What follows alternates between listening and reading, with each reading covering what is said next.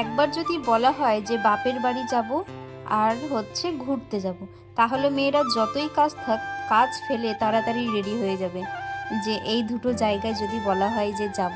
তো যাই হোক, বিকেলবেলায় আমরা দুজন মিলে বেরিয়ে পড়লাম। আর ঠান্ডা আবহাওয়া, ওয়েদার এতটা সুন্দর লাগছে, বিকেলকার পরিবেশটা এতটা সুন্দর কি বলবো।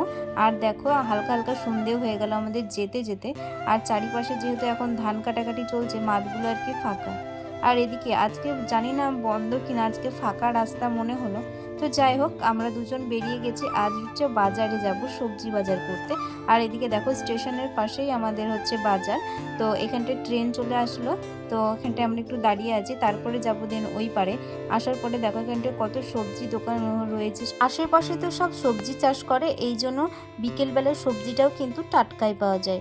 এই যে বিয়ের পরে প্রথমবার সবজি বাজার করছি, বেশ কিন্তু অনুভূতিটাই একটু আলাদা। আর এদিকে নতুন ফল নিয়ে নিচ্ছি। আর এদিকে দেখো লিচু, আর লিচু তো ভীষণ ভালো লাগে খেতে। কে কে পছন্দ করো অবশ্যই কমেন্ট করে জানাবে। দুজনের বাজার করা কমপ্লিট হয়ে যাওয়ার পরে দুজন আইসক্রিম কিনে আমরা দেন খেতে খেতে বাড়ি চলে আসলাম। আর মেঘ তো প্রচুর করেছিল, ভাবছিলাম যে বৃষ্টি হয়ে যাবে, তো দেখা গেল বৃষ্টি হয়নি। তো যাই হোক, দেন আমরা দুজন বাড়ি চলে আসছি। তো ভিডিওটা কেমন লাগলো অবশ্যই লাইক করে দিও।